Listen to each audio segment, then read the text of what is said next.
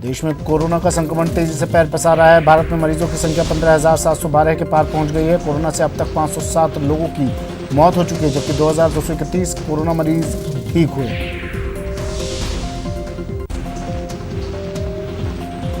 वडोदरा में कोरोना के मरीजों की संख्या करीब 1400 है। बीते 24 घंटे में 44 नए केस सामने आए हैं। वहीं महामारी से अब तक 22 लोगों की मौत हुई है।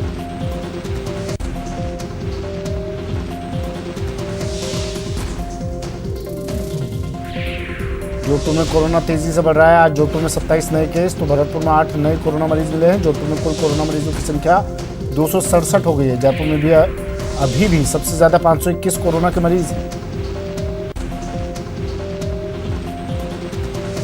कोटा, टोंक और भरतपुर में कोरोना मरीजों की संख्या 100 के पार पहुंच गई है। महामारी को काबू में करने के लिए कोटा के 4 इलाकों में कर्फ्यू जारी है।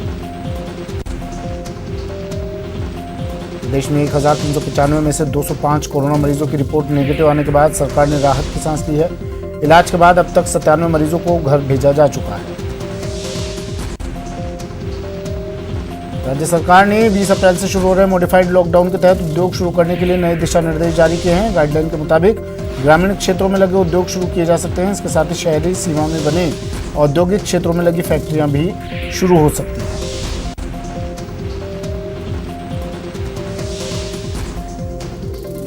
सरकार के नए दिशा निर्देश के मुताबिक मॉडिफाइड लॉकडाउन के दौरान मजदूरों के ठहरने की व्यवस्था फैक्ट्री परिसर या आसपास कहीं करनी होगी। इसके साथ ही मजदूरों को फैक्ट्री तक लाने के लिए पास लेना होगा। ऑफलाइन और ऑनलाइन तरीके से पास लिया जा सकता है।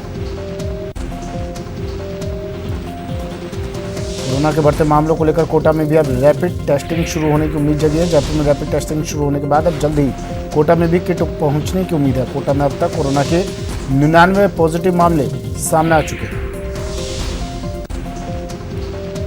चूरू के गांव खांसोली में कोरोना संक्रमित के शक में खुदकुशी का मामला सामने आया है, जिसके बाद प्रशासन जिले में काउंसलिंग सुविधा शुरू कर दी है। वहीं जो शख्स डिप्रेशन का शिकार है वो कंट्रोल रूम में संपर्क कर सकता है।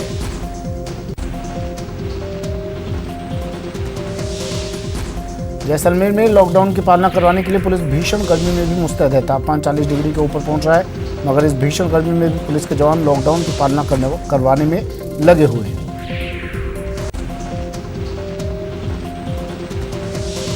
जैसलमेर में कोरोना योद्धा लगातार जरूरतमंदों को भोजन पहुंचाने में जुटे हैं। स्वर्ण नगरी के सेवाधारी के अलावा विभिन्न संगठन रोजाना 700 लोगों को भोजन उपलब्ध करवा रहे हैं।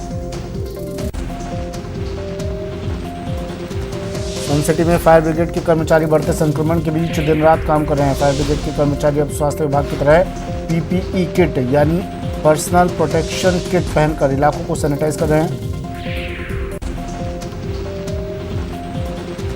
जैसलमेर में जिला परिषद के अधिकारियों ने आश्रय गृहों का जायजा लिया और प्रवासी श्रमिकों के लिए की जा रही व्यवस्थाओं का निरीक्षण किया। इस दौरान उन्होंने लाठी में चल रहे प्रवासी श्रमिकों की काउंसलिंग की और उन्हें ढांढस बंधाया। जैसलमेर में कोरोना वायरस संक्रमण के चलते चारों तरफ सन्नाटा पसरा हुआ है। वाहनों की आवाजाही ना के बराबर हो रही है। ऐसे में पशु पक्षी भी अब जंगलों के बजाय सड़कों पर खुलेआम घूम रहे हैं। भरतपुर में लॉकडाउन में बेजुबान पक्षियों का भी ध्यान रखा जा रहा है। नगर थानाधिकारी हरिनारायण मीणा ने अपने साथी पुलिसकर्मियों के साथ मिलकर पक्षियों के लिए परिंदे बांधकर एक सराहनीय पहल की शुरुआत की। कोटा रहे राजस्थान रोडवेज के एमडी नवीन जैन आज वापस जयपुर लौट आए। कोरोना हॉटस्पॉट बने एरिया का जायजा लेने नवीन जैन को भेजा था।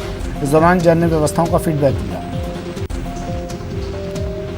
पोखरण शहर के पुलिस थाना क्षेत्र में जारी कर्फ्यू के बीच पुलिस ने रूट मार्च किया। रूट मार्च के दौरान सभी लोग अपने अपने घरों में दुबके रहे। शहर में पुलिस थाना क्षेत्र और आसपास के इलाकों में कोरोना के 32 मरीज मिलने के बाद कर्फ्यू लगा हुआ है।